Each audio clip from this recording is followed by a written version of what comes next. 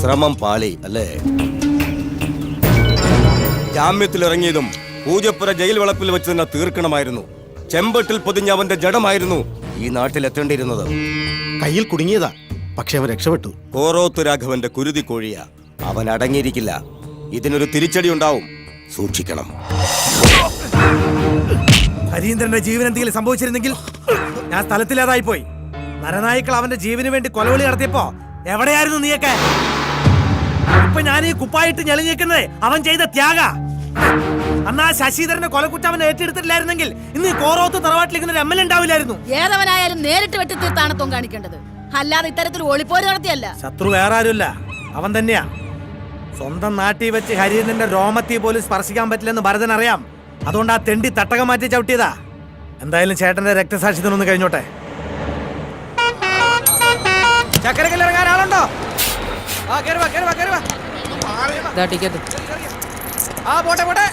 Hello hello, ticket.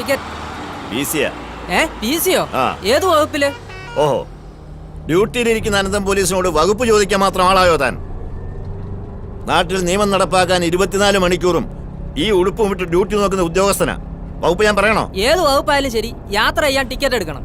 ചേട്ടാ, തർക്കം വേണ്ട, ഈ ടിക്കറ്റ് ഞാൻ എടുത്തോളാം. വേണ്ട, അനന്തം പോലീസിന് ആളുടെ ഔദാര്യം ആവശ്യമില്ല. ഒരു നിയമപാലകന്റെ അവകാശമായത്. ഞാൻ ഇതിൽ തന്നെ യാത്ര ചെയ്യും. Veterinary doctor? അതെ. ഇയാൾ എവിടുന്നാ? നാട്ടിൽ നിന്ന് വരിക. സ്റ്റേഷനിൽ ഇറങ്ങിയപ്പോഴാ ഓട്ടോ സ്ട്രൈക്ക് ആണെന്ന് അറിഞ്ഞത്. ഇതല്ലേ വർഗം. ഒരു ഇന്റലിജൻസ് മെസ്സേജ് ഉണ്ട്. ഏതു നിമിഷവും അവൻ ഈ നാട്ടിലെത്തും. എനിക്ക് ബസ് സ്റ്റാൻഡ് ഒന്ന് സെർച്ച് ചെയ്യണം. അങ്ങോട്ട് പോവാ. Message. Hello, Anantham police speaking. എല്ലാ ബസ്സും അരിച്ചു പറക്കണം. പെർമിഷൻ ഇല്ലാതെ ഒരു ബസ്സും സ്റ്റാൻഡിൽ കയറാൻ അനുവദിക്കരുത്. ഓവർ. അതെ, വട്ട് കേസാ. അയാൾ തെരഞ്ഞെടുക്കുന്നത് സ്വന്തം മോനെ തന്നെയാ. അവൻ ജയിലിൽ നീ നാട്ടിലെത്തിക്കഴിഞ്ഞു. ആരാ? ഹരീന്ദ്രൻ. ഞാൻ എത്തിക്കൊണ്ടിരിക്കുകയാണ്. സുഹൃത്തുക്കളെ, വിദേശ ബീജത്തെ ഒറ്റപ്പെടുത്താൻ ഒരു കൈ സഹായിക്കുക, നാടിൽ കൊണ്ട് നാട് നന്നാക്കാൻ ഒരു കൈ സഹായിക്കുക എന്നീ മുദ്രാവാക്യങ്ങളുമായിട്ട് ഒച്ചിറ വേലി നയിക്കുന്ന മൊബൈൽ നിരാഹാര സമരം പുതിയ വഴിത്തിരിവിലേക്ക്.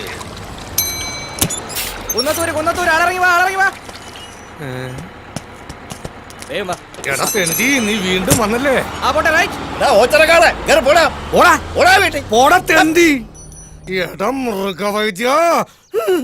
ഇപ്പൊ ഞാൻ പിടിച്ചിരിക്കുന്നത് അങ്ങ് കേന്ദ്രത്തിലാ. ഒന്നുകിൽ നിനക്ക് ഒരു ട്രാൻസ്ഫർ, അല്ലെങ്കിൽ നിന്റെ വീട്ടുകാർക്ക് ഒരു ബോംബ് പൊട്ടിയ ഡെഡ് ബോഡി. ഏത് വേണമെന്ന് നിനക്ക് ഇപ്പൊ തീരുമാനിക്കാം.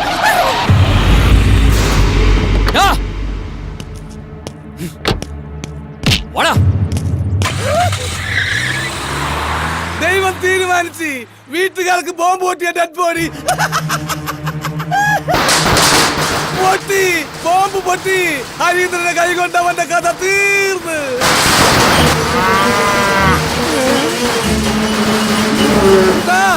കുട്ടാ ഓടല്ലേ?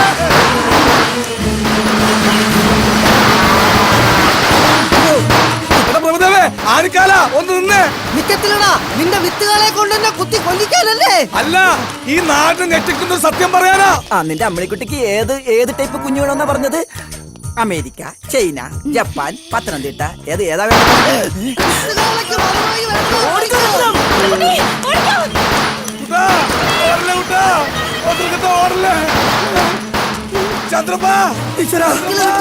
എന്നെ കൂടെ കൊണ്ടുപോ. നീ ഓടി വന്ന് വിട്ടോ. വിത്തുകളെ ഉന്നം വെച്ചിരിക്കുന്ന രത്നമ്മയാടാ. പണ്ടേ അവളിൽ അവനൊരു കണ്ണുള്ളതാ. സ്പീഡനെ ഉറപ്പാ.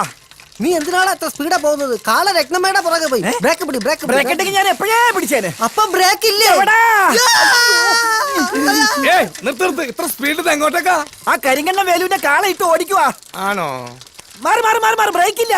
വണ്ടി സ്റ്റാൻഡിൽ വെച്ച് സൈക്കിളോട്ട് പഠിക്കാറാ. അയ്യേ, സ്റ്റാൻഡിൽ ഇറക്കിയില്ലേ?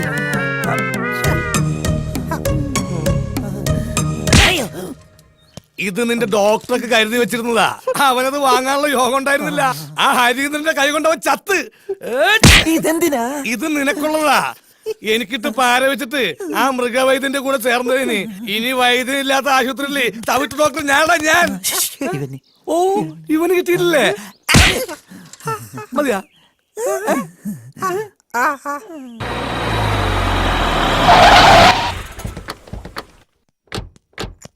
ഇത് ഗൗതം, ഇവനാണ് എന്നെ രക്ഷിച്ചത്. ഇവിടുത്തെ വെറ്റിനറി ഡോക്ടറാ. അറിയാം. ആള് നമ്മുടെ അനുഭവിയാ. ആഹാ.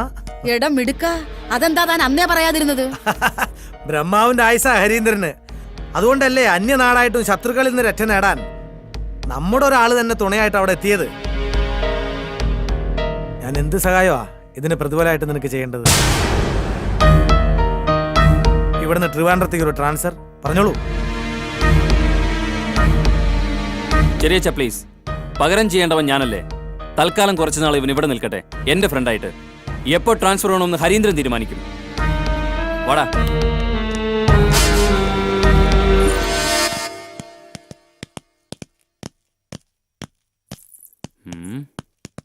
വാടി ഇവിടെ.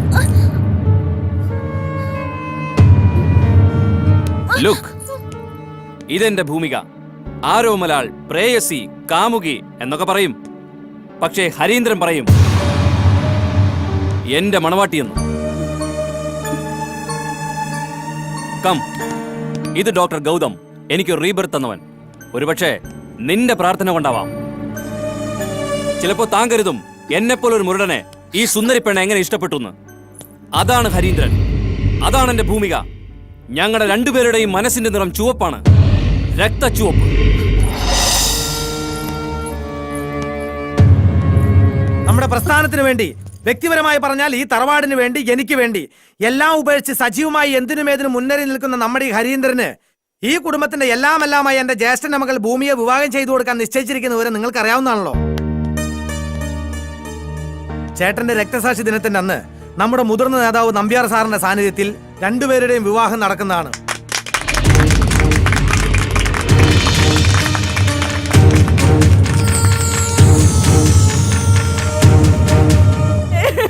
ഇനി ഞാൻ എങ്ങനെ ആൾക്കാരുടെ മുഖത്ത് നോക്കും? രത്നം, രത്നം, രത്നം, എന്താ സംഭവിച്ചത്?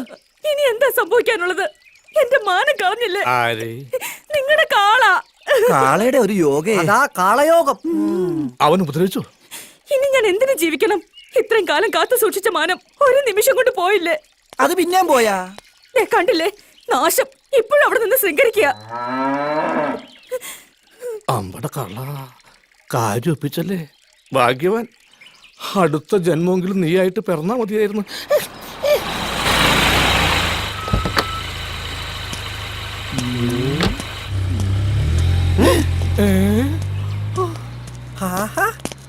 നീ ചത്തില്ല അല്ലേ?